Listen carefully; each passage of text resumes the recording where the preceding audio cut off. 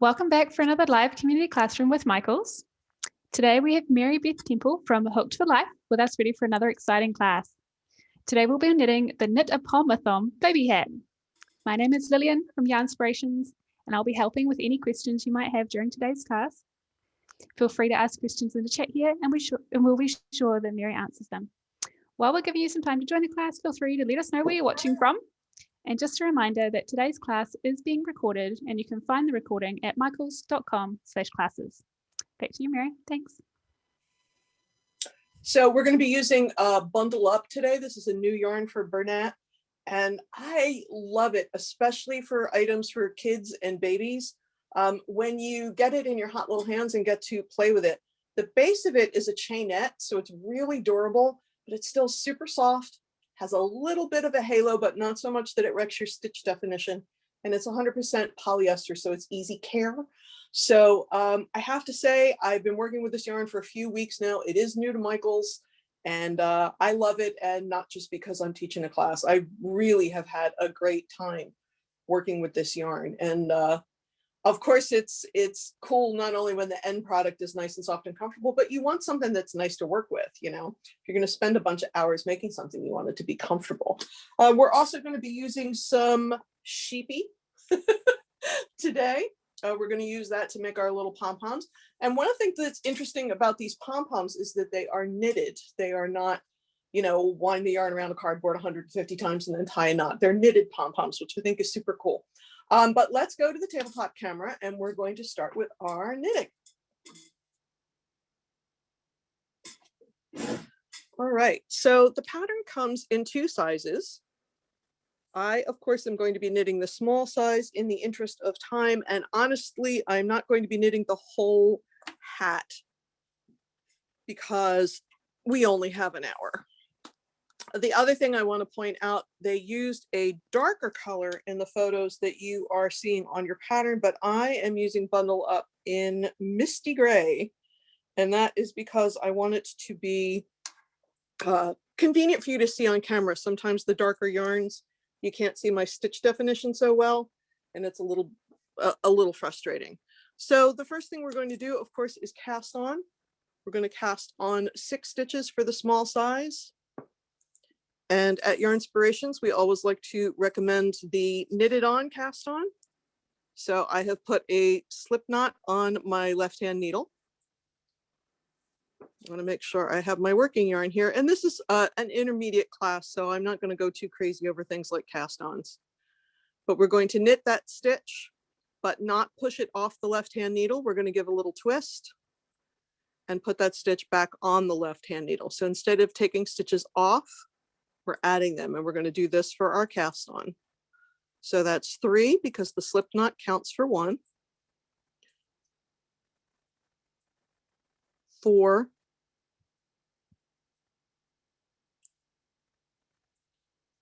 5. 6. So here are my 6 stitches for the small. So row 1, which is a wrong side row, is simply knit across.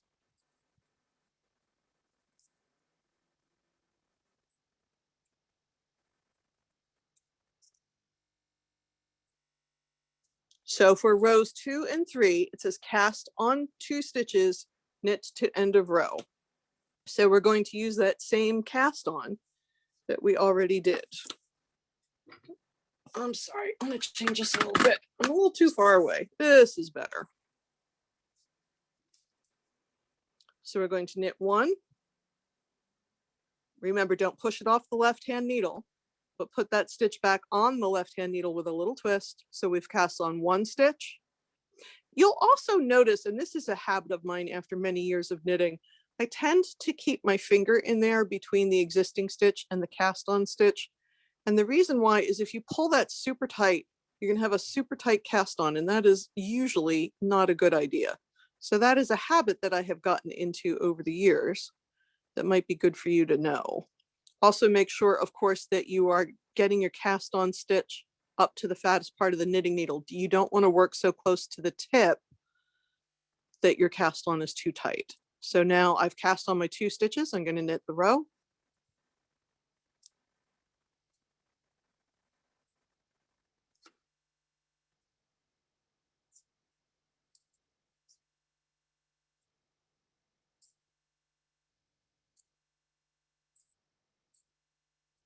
So I've cast on 2 stitches. I started with 6. At the end of row 2, I have 8. And then for the 3rd row, I'm going to do the same again. Cast on 2 stitches.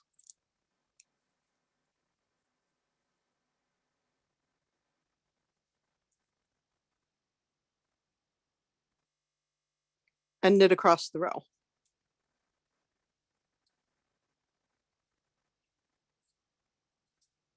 So now you'll see I am up to 12 stitches. Pardon me, I'm up to 10 stitches at the end of this row.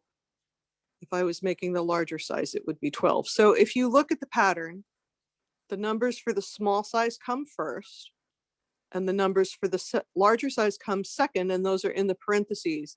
And if there's only one number, it applies to both sizes. Now row 4 is a little bit different. We're going to knit 1, KFB, knit to last 2 stitches, KFB, knit 1. Now KFB in this case is a knit front and back, which is an increase. And the reason we're using KFB, first off, KFB tends to hide really well inside garter stitch. It looks good in a garter stitch piece. It's not a big obvious increase. And we're keeping it off the edge because we want that edge stitch to be nice and neat. So we're doing it 1 stitch in. So I'm beginning my knit stitch and I am not pushing it off the left hand needle. I'm leaving it right there. And now I'm going to knit in the back loop of that same stitch. So I'm turning 1 stitch into 2. So that's the KFB increase. Let's knit across until 2 stitches remain.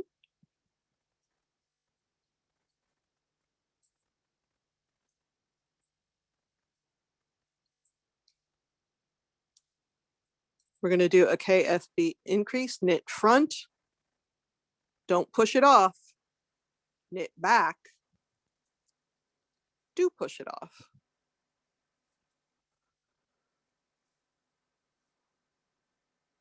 So there is my KFB increase on either side, and we should be up to 12 stitches, 2, 4, 6, 8, 10, 12. I'm going to knit 1 row just to show you how nicely that KFB increase disappears into my work. And then I have made some ear flaps ahead so that we can spend more time knitting the interesting parts and less time knitting ear flaps. So what's going to happen is you're going to do rows 5, 6, and 7, which are knit. And row 8 is that knit 1, KFB, knit to last 2 stitches, KFB, knit 1, and then you're going to repeat rows 5 to 8 twice more. You're going to have 18 stitches at the end. But let's see. So this is what I'm trying to tell you about the KFB increase. It works its way right into the garter stitch. So it's a really smart increase to use if garter stitch is what you're doing. So let's go over to the pieces I made previously and take a look. You're going to continue to work following the instructions until the piece measures 2 1/4 or 2.5 inches, which is 5.5 or 6 centimeters, ending with a wrong side row. So for my first ear flap, it says break yarn. And I always leave a nice, like a 4 to 6 inch tail, because you're going to want to weave that in later. So you want to make sure you don't clip it so close that when you're trying to weave in, it's tedious. And you've put that on a stitch holder. Now these comes in all different sizes and colors, but they clip like that. You want to orient it on the stitch holder so that you can knit off the pointy side. So you want it so that your working yarn is here. You don't want your working yarn on that side, because if you do that, then you have to push it onto a knitting needle and then knit. Whereas you'll see when we get there, I like to just knit right off the stitch holders. It saves a step. So try and orient it so your working yarn is near the pointy part. Okay, so that was the end of the first ear flap. It said break the yarn and leave the stitches on a stitch holder. For the second ear flap, we're doing the same thing, except we're not breaking the yarn and leaving the stitches on a stitch holder. We're going to leave it right on this knitting needle. And it says do not break yarn. So now we're going to join the ear flaps. So the first thing that we're going to do, we have the right side of the second ear flap facing us. We're still on the smaller knitting needles and we're still using the main color. None of that has changed. So it says cast on 5 stitches. 1,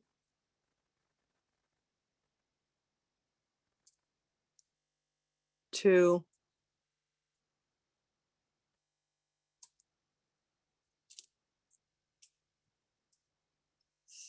3, 4, 5.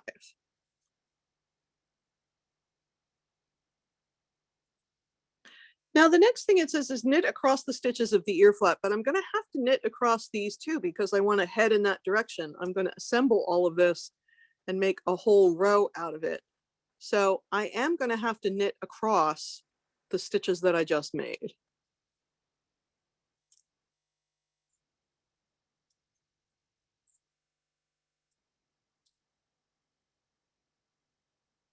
So there's the 5 stitches that I just cast on.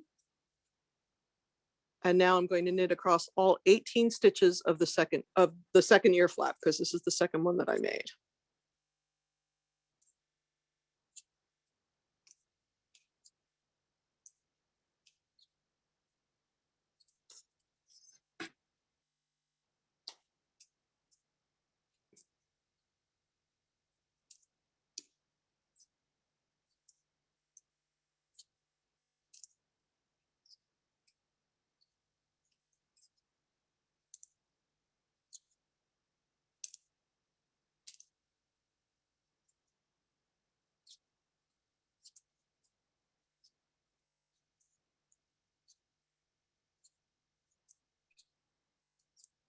Now, the next thing that we have to do, you have a couple of options here. So it says cast on 26 stitches.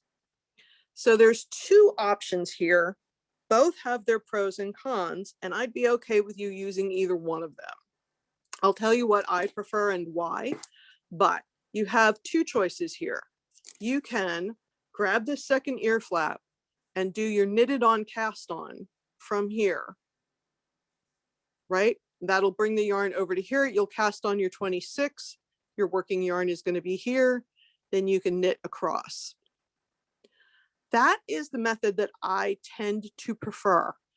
There is a downside, which is when you get to here, and I'll talk about it more when we get there. These guys are not joined yet because of the way the yarn is.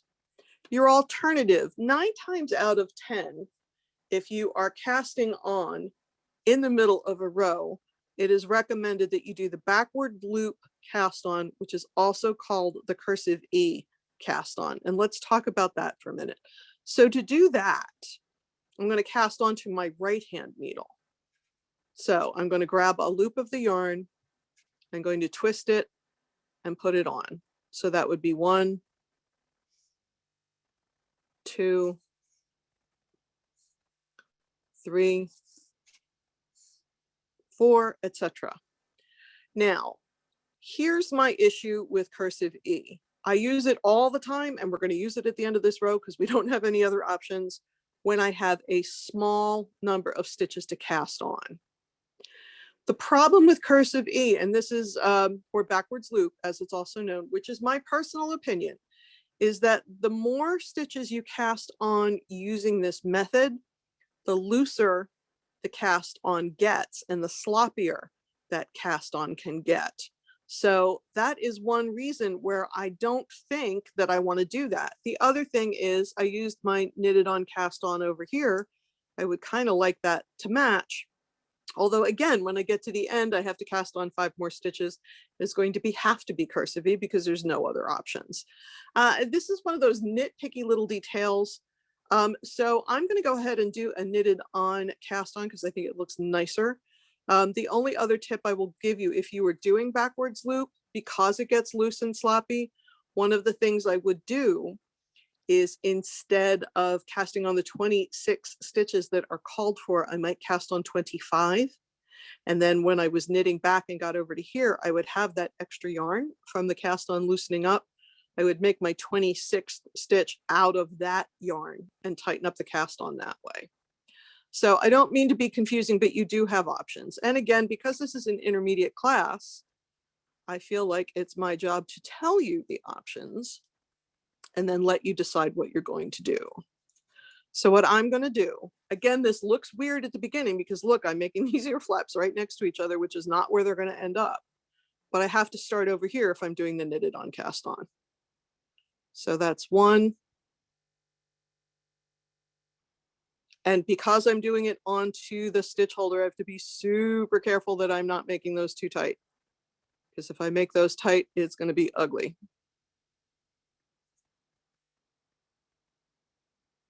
You know what? I'm changing my position. I think I'm going to go with cursive E because otherwise we're going to be here for the rest of our lives and I'm going to have an extra thing hanging on. Isn't this great? Where you can talk about the pros and cons and things and then change your mind. So I'm going to do the cursive E or the backwards loop. So I'm going to count to 26 in my head. If we have any questions, now would be a really good time to ask them while I'm getting this set up.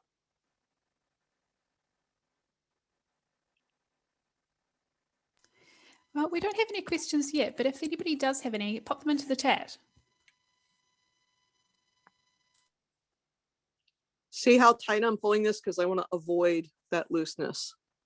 12, 13, 14, 15, 16, 17, 18, 19, 20, 21, 22, 23. I think I'm going to do my trick. 24, 25. So it says 26.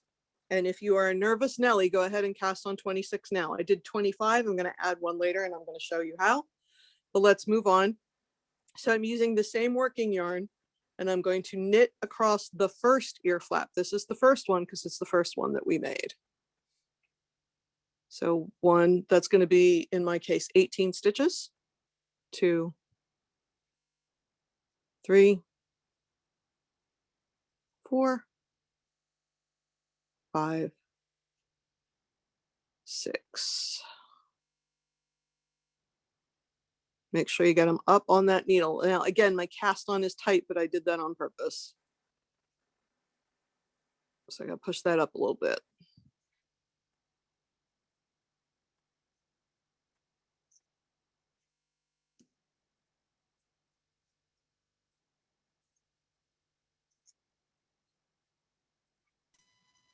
Can I pop in with a couple of questions, Mary? Oh, please do. And it's Mary Beth. Oh, sorry, Mary Beth. Okay. Linda asks, is a circular needle necessary? We get that question a lot on here. And the reason I use the circular needle is because I have learned after teaching so many of these that if I use straight needles, they bang on the they bang on the table and are really irritating. So I do everything on a circular needle, but this piece is knit flat. It is not knit in the round. So it is absolutely fine to use a straight needle. I'm going to put my 5 more stitches on while you guys are asking more questions. So Lillian, if you want to jump in. That sounds good. Susan asks, couldn't you turn the work, do the knitted cast on and turn again? I could, but then here's what happens. And guys, if you're not really into the technicality of this, you can ignore the next 3 things I'm going to say. One of the things that happens if you do that is you get a lot of sort of extra rows. Because if I do my knitted cast on, if I turn the work, the knitted cast on is going to be on this side, correct? And I'm going to go this way. Now my going back, I have done this cast on with the right side facing, not the wrong side facing. So what's going to happen is the garter stitch is going to be off a row. And so when you look across the edge of the hat,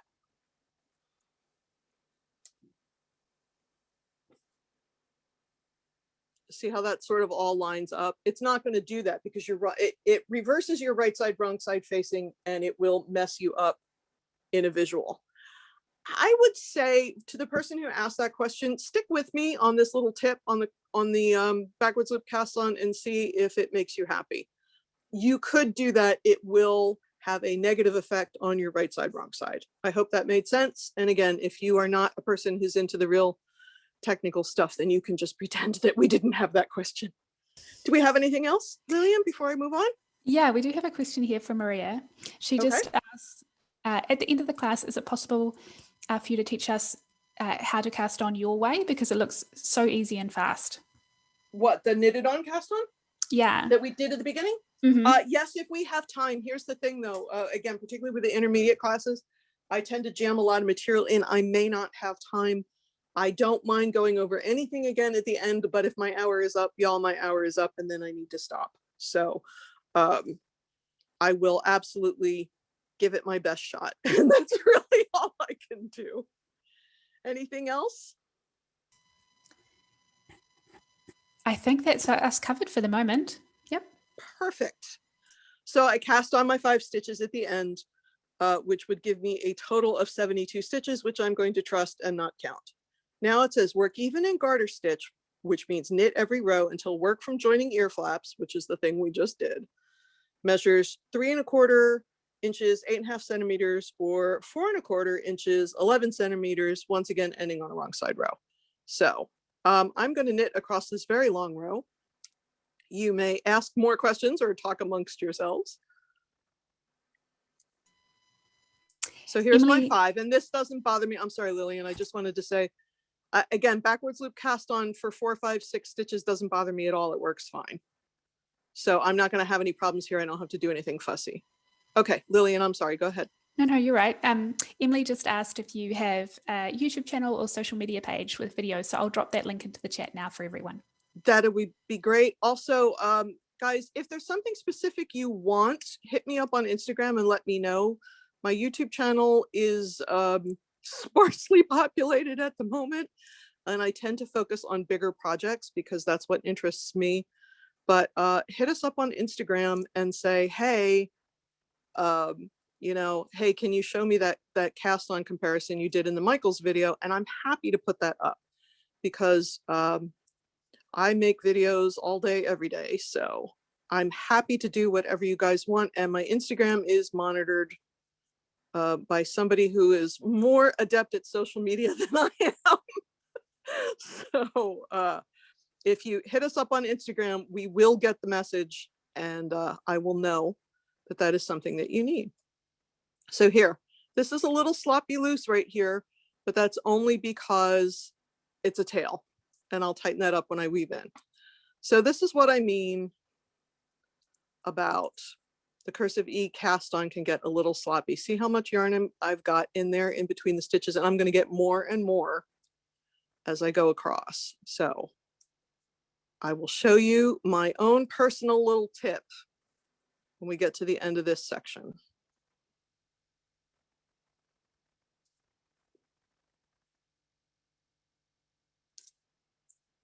I was tempted to cast on fewer stitches just to make this part of the video go faster, but I think I need to do all of them to make my crown shaping work out later. So we do have another great question here from Nancy. Oh, go for it. Go for it. She asks, how do you keep track of which is the right side and which is the wrong side? That's a super good question. Particularly in garter stitch, it's really hard to tell. And I will give you a visual cue when I'm done. I don't want to stop in the middle of this section because that will bite me later. I won't know where I am. Particularly if you are a newer knitter, it's totally fine to grab one of these. Let's see if I have one right here. You can hear me rooting through my junk drawer. It's totally fine to grab one of these locking stitch markers. And when the pattern says this is a right side row, just mark it. Just throw a marker right on there. And then you'll always know.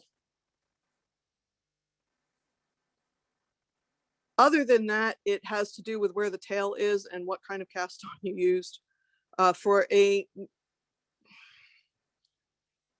pattern will tell you if the first row that you have knit is a right side row or a wrong side row. Every pattern, I hate to say every pattern in the universe, but certainly every pattern that Yarn Inspirations has ever done will tell you when you knit that first row, whether it's a right side row or a wrong side row, because that's something that is very common in pattern writing, and we want you to know where you're at. If you've done a knitted on cast on or long tail cast on, your tail yarn is going to be on your left on that first row. So you need to know if row 1 is a right side or a wrong side row. If row 1 is a right side row, then if the yarn is on the left, you're knitting a right side row. And if the tail yarn is on the right, you're knitting a wrong side row. Again, that's super technical and very fiddly for a lot of people. It's super easy to just plunk a stitch marker on there and not worry about it. Also in garter stitch, it's pretty easy to tell because you get a completed ridge. And again, don't look at this cast on area when I'm talking about that, because that's going to be a little different because of the cast on. All right, we're getting up to my tricky part, so let me do that and then I'll finish that thought. So remember how I did one short because I knew I was going to have a lot of yarn left over? Now, if I had done 26 stitches and then went and knit the next stitch, which is what I'm supposed to do, I'd have this little loopy-doo hanging here, which I don't want. So what I do is go one short, use that spare yarn for the last stitch. So I had 25, now I have 26, and I do not have a giant loop hanging, and then I can knit across the second ear flap. So I hope that made sense. I don't know about everyone else, but that just blew my mind. I'm like, ah. Lillian is a knitter too, you all. It's very interesting. You can always tell when the person that is co-hosting with me is a stitcher or not. Yeah, that's an old lady trick. That's an absolute gem. I hope everyone has written that down. Because it's it's the only backwards looper cast cursive E is the easiest thing to do in the middle of a row, hands down. It absolutely is, no doubt, but it can be sloppy. And you certainly don't want that big loop hanging, because where this cast on is at the center front of the hat. You don't want a big ugly loop there. And you don't want to have to sit and pick, sit there with a needle and work the excess out. But again, when you get to the end, we don't have any problems with 5 stitches, although I knitted these on, now that I say that. Okay, so now what are we going to do? So we have our 72 or our 76 stitches, depending on what size you have. And here's what it looks like. You've got your 5 stitches here. You have an ear flap. You have your 26 stitches here. You have your second ear flap. You have your 5 stitches here. The other thing, let's see if I can find it. The other thing I will say about right side, wrong side on garter stitch, and this is really, again, super fiddly. Let me make sure I'm saying this right. Give me 1 second to adjust my brain cells. Usually, if you've got all this extra nonsense at the beginning, you're looking at a wrong side row. If you have a completed ridge, so this is a ridge, right, in here. And when you're counting garter stitch, if you have to count rows, a ridge is 2 rows. That's a completed ridge. So generally, all right, let's get really technical. I'm going to blow some more minds. Why the heck not? When you're knitting a wrong side row, if you were looking at the right side of the work, the first half the ridge is up against the needle. When you have completed a right side row, which I just did, and I know that I completed a right side row because the pattern said end with a wrong side row, which I did, the ridge is beneath the needle. It's not on the needle. And I'll talk about that more later. And again, I know some of you don't care about this like super technical stuff, but I think it's fun and I'm the teacher, so I win. So I'm going to go ahead. We're doing great for time. I'm going to knit 1 row back just to have a good basis from which to work. And then I am going to talk about the crown shaping, and then hopefully we will get to the pom-pom. Anybody have any more questions while I'm knitting 72 stitches? I thought I might just share, we were talking earlier about the wrong side and the right side because Nancy asked about it. She messaged to say, thanks, that's super helpful. She'll take a look at the pattern and which way it starts with in the future. And she loves your ideas about the markers. Oh, thank you. Yeah, she was wondering, is row 1 typically the right side? And is that like if it's not noted? I hate to say that. I mean, typically, yes, but here's the problem in knitting, and the problem with me having taught knitting for 911 years. I tend to not say always or never, because there's always that one thing that breaks the rule, and then somebody writes me and says, you said. The other thing, and again, y'all, super fiddly technical details that you can just la if this doesn't interest you. There are some cast-ons, for example, the longtail cast-on. The longtail cast-on counts as a knit row. Not every cast-on does.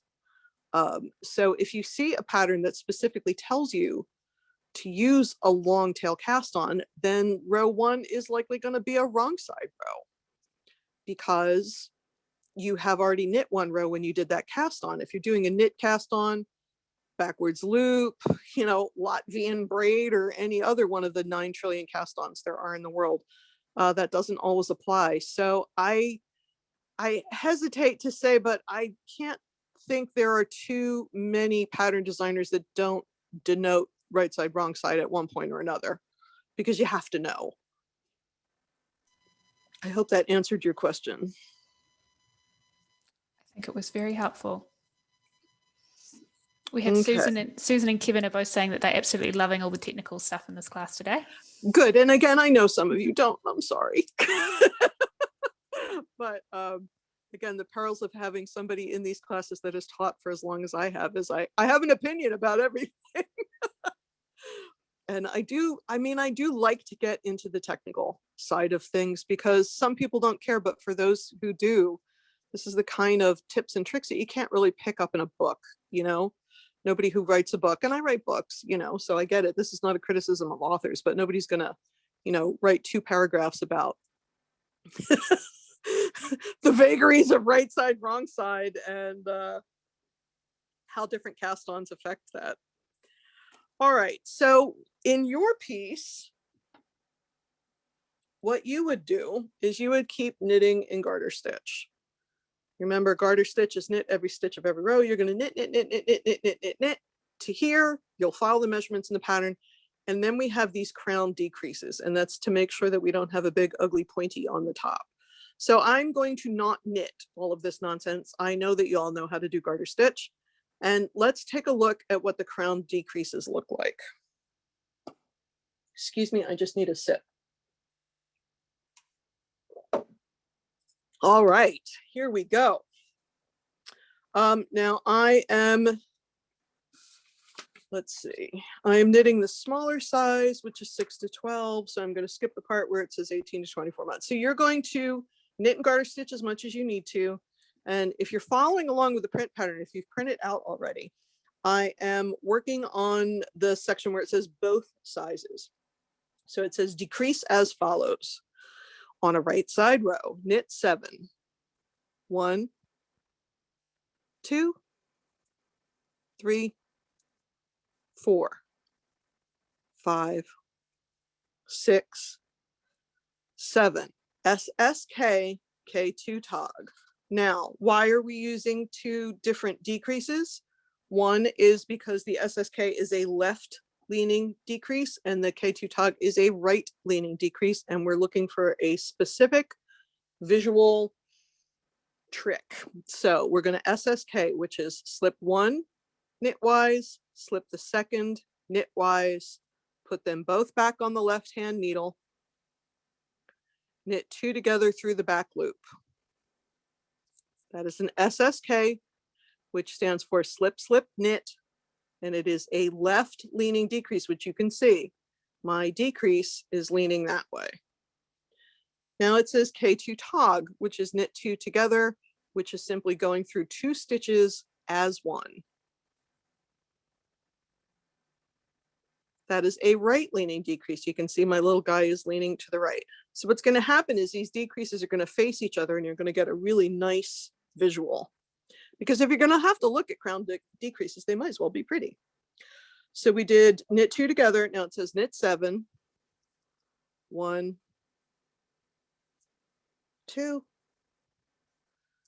3, 4, 5, 6, 7. So that's the repeat. So it says repeat from asterisk to end of row. So we go back to where that asterisk is. And once again, it says knit 7.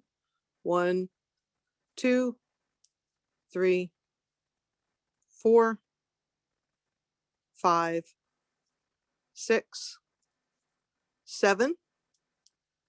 SSK, slip, slip, back on the left-hand needle, knit 2 together through back loop. Oops, I split my ply there.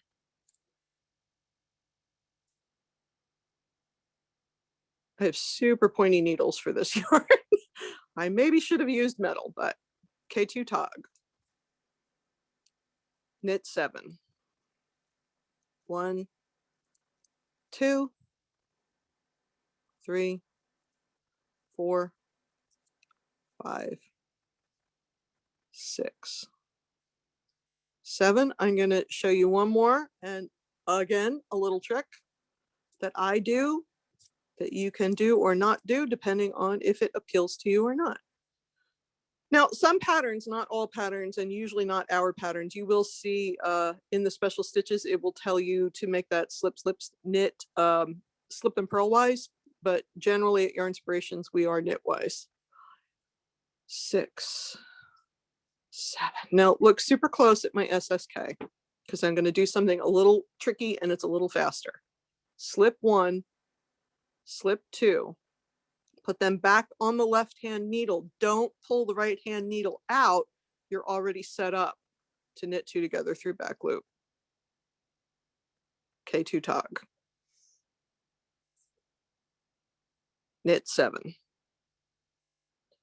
1, 2, 3, 4,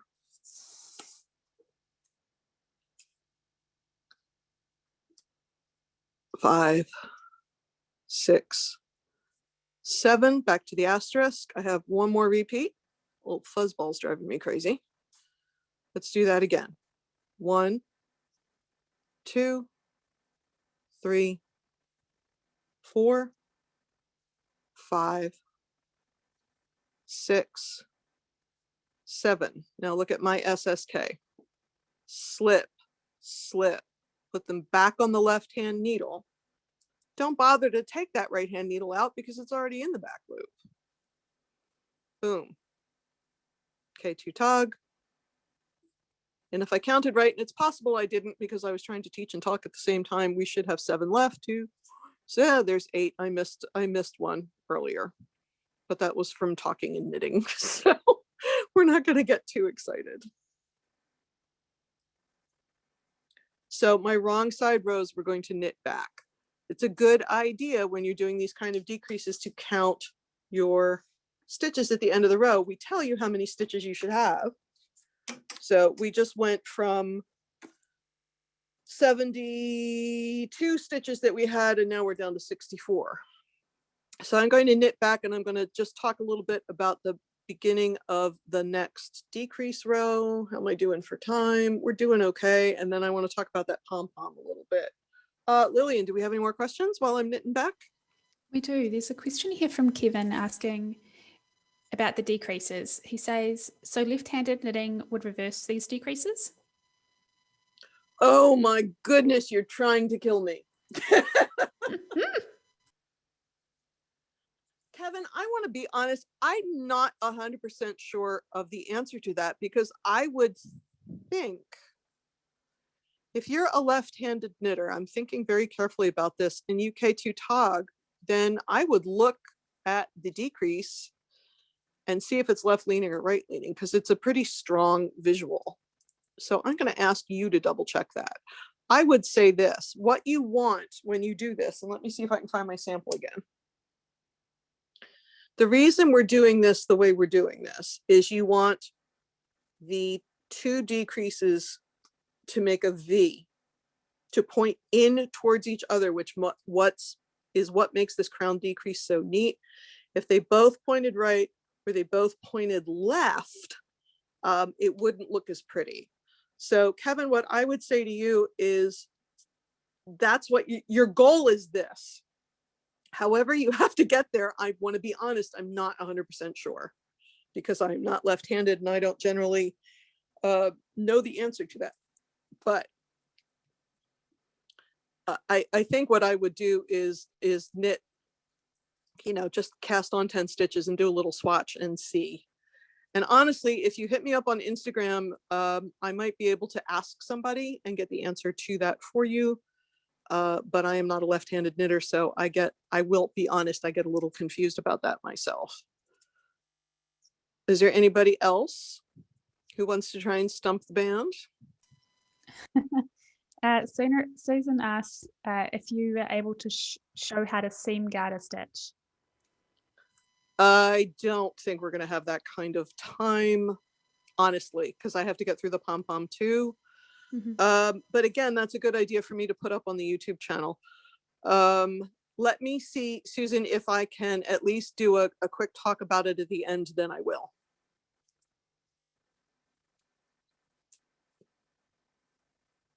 That's the problem with 1-hour classes, and you have a teacher who is used to teaching 3-hour classes at conferences. I have so much stuff I want to get in. All right, I'm going to finish up this row. This is my work even row, and I want to just talk a little bit about the subsequent decrease rows. Kevin, I'm going to be thinking about left-handed knitting decreases all night.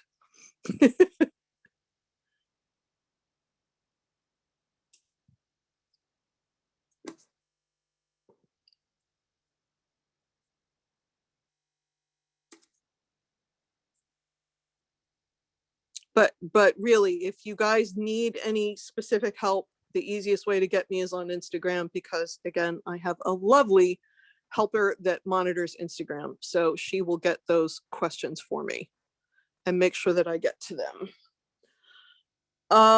Okay, so we're on row 3.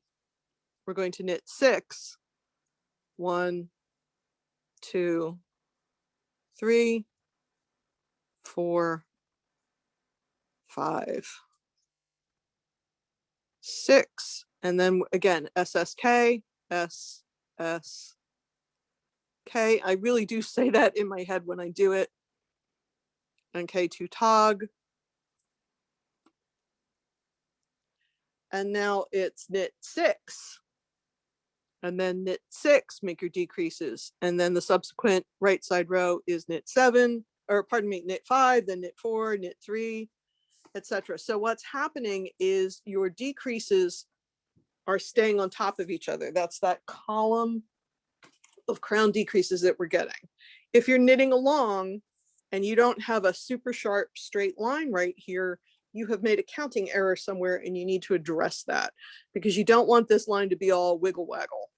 You want to make sure. So this is what I'm saying. Originally we had 14 stitches between, because we had 7 at the end of the repeat, 7 at the beginning. Then there's 12, 6 and 6. Then there's 10, 5 and 5, etc. So these little guys are all pointing into each other. And so that's exactly what you want. When you get to the end of that section, you will only have 8 stitches left. You'll break your yarn, leaving a long end, draw that end tightly through the remaining stitches, and sew the center back seam. So again, I don't feel like I have enough sample to seam on. Now, I did not make this hat. Somebody else made this hat, and it looks like what they did is what I would have done. It's a variation. Again, I can't talk about this too long because we don't have that much time. It's a variation on the mattress stitch. So what you want to do is you want to go under the upper loops and then go across and go under upper loops, and then go back. You're going under, the second time you're going under the one you already went under, and then here, but you're going under the upper loops of the garter stitch. You don't want to go upper loop, lower loop, upper loop, lower loop, because if you do that, you get the seam again is sort of wobbly. I will say, I think no matter how you stitch this together, it would look okay just because the yarn has a nice halo. But you can see that the seam rolled to the inside just the least little bit. So I am 100% sure that the person who did this used mattress stitch, and I think that that's what I would do. Whip stitch, the seam is too hard, and you don't want your small person to have a big, heavy, hard seam against the back of their head, or they're not going to want to wear your cute hat. So I like this. You can see how flat that is. The other thing a lot of people do with mattress stitches, they pull too tight, and then that seam is super rigid, and you don't need that. You want to keep the yarn that you're working with, you want to keep it in the same sort of tension as the stitches. If you pull it too tight, it's super rigid, it's super thick on this side, and it has a tendency to pull up and not lay flat, which you also don't want. Okay, do we have any more questions on this while I get set up to make us a pom-pom? No, I think you're all good to go. All right, well, I'm gonna have to learn to tap dance or sing or something, because it's gonna take me 1 second to get where we're going. And is this the Sheepy yarn? This is the Sheepy yarn, yes, which I love and adore. I'm just, I dropped the skein and it's a little tangled, so I have to pull it up. So what we're making, and I know I said this in the intro, but for those of you who joined us later, I love that this is a knitted pom-pom and not wrap yarn around a piece of cardboard 150 times, particularly for little kids. You know how little kids put everything in their mouths?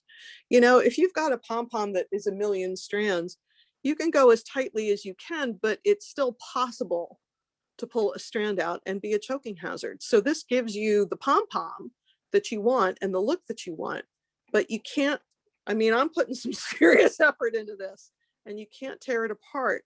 And the infant or toddler who is wearing this is not going to be able to pick that pom-pom apart and do something that they should not.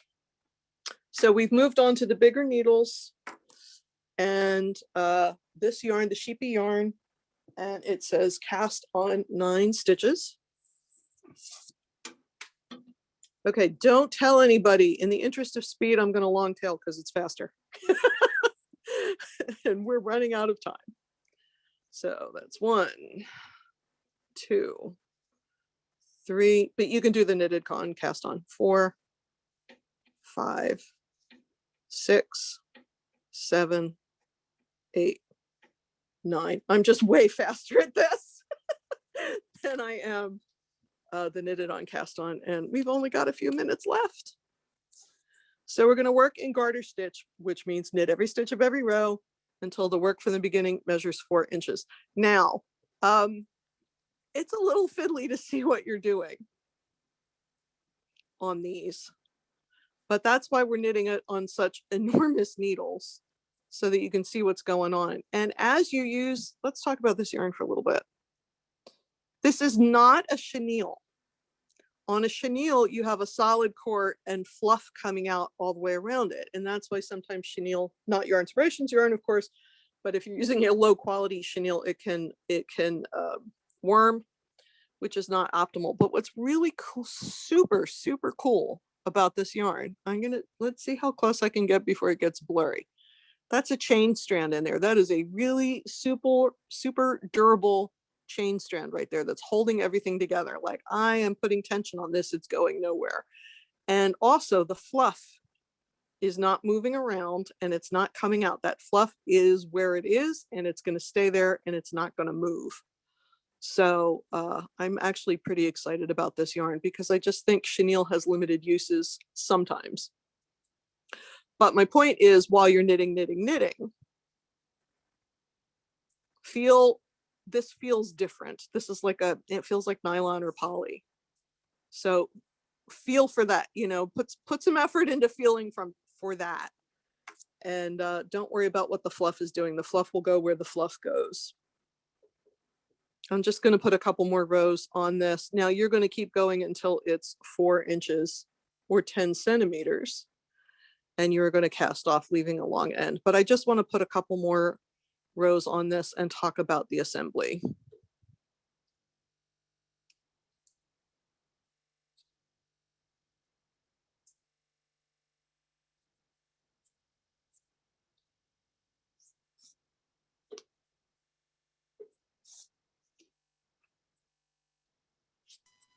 We have any more questions? Oh, yep, there you are. You Great minds think alike. Yeah. There's a question here from Dahlia asking, what other kind of yarns you could use? For the Sheepy or for the bundle up? For the pom-pom, yeah. Again, anything that's got a lot of fluff, a lot of halo. I'm trying to articulate and my brain is leaking out my ears. You want to use a bulky. I know that this does not look like a bulky, but it is. And the reason it is because of the amount of space that the halo takes up. So halo is what we call anything that comes off a yarn. So that's the core, and all this fluffy stuff is the halo. So if I looked at this, I would say, oh, that core's super skinny. Maybe it's a DK, but it's not. It's a bulky or a super bulky. I don't have the label in front of me to look. But the reason it's not is because halo takes up space. That's why you might see like a mohair yarn that has a huge amount of halo and it'll be super skinny. And you're going to go, oh, that's a lace weight, but it's not. It's probably a worsted, and that's because the halo takes up room. So I would say, actually, let me finish this row. And let me see if it says on the label if this is a bulky or a super bulky. This is what happens when I get, okay, this is, so Craft Yarn Council of America is the company that puts the number labels. So we have number labels from 1, which is a lace weight, to 7, which is jumbo. So Sheepy is listed as a super bulky. So you see that 6. So I would look for something else that has a 6 on it, or if you had other yarn at home that you wanted to use 2, 3, 4 strands. You want something that will give you a relatively tight gauge on the size 11 needles, because you don't want holes here. I'm just going to cast this off. You don't want holes because you don't want the stuffing to poop out. So something that gives you a nice tight gauge. I'm sorry, that was a very long answer. Look for a super bulky and knit it tight. Anything else, Lillian? Just some positive feedback. Oh, good. We'll this always is, take that. I know, right? This has been one of the best knitting project classes I've experienced. Thank you. Oh, thank you. That's very kind. Yeah. Okay, so your piece is going to be longer, but I just want to get to the very end. Okay, so your piece is going to be longer. Mine's only 1 inch long because boy, an hour goes fast. So I'm going to clip the yarn and I'm going to leave a super long tail. So let me finish off this last stitch.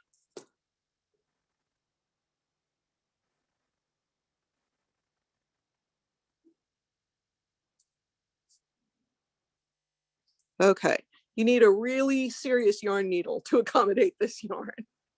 Again, because it has so much halo, it's so floofy. Let's see if I can get it to go. The trick is to get the core through and then the fluff will come with it. So what you want to do, and again, remember your piece is going to be longer. You're going to go in and out with a loose running stitch on all 4 sides and pull it tight and make a little puff ball. So again, mine's a little small just because we ran out of time. Now, am I being super careful about what stitch I'm going in and out of? Absolutely not. You know why? Because you can't see it anyway because of all the fluff. So don't make yourself crazy. You just want to be far enough in from the edge that it's sturdy. And you can see me having to pull really hard. It It is not something that gathers easily, but you really are going to go around all 4 sides. So this is my 3rd side. And I am putting some muscle into that to tighten it up because it doesn't want to drag through the other stitches easily. And here is my 4th side. Now, before I tighten this up all the way,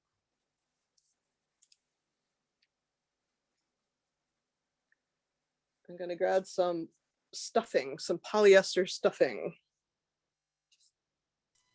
Make sure it's not in a big clump. I'm going to stick it in there to give it some nice texture. Again, I can't get a lot in there because I didn't make a full-size pom-pom.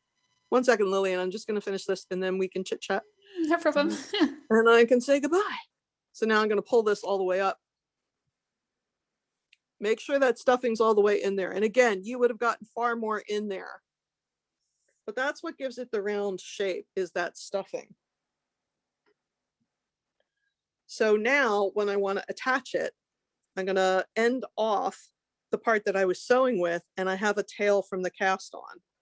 So all I need to do to sew that on there, and you can see, we brought the 2 tails through to the wrong side, tied a double knot, and left some space so that it doesn't pull apart, so it doesn't come undone. But again, you don't want a big, huge, giant knot in there because you don't want it to be uncomfortable, but because it's so soft, it really isn't. So there's your full-size pom-pom. And here's my little sad one that I just made. But that's all there is to the pom-poms.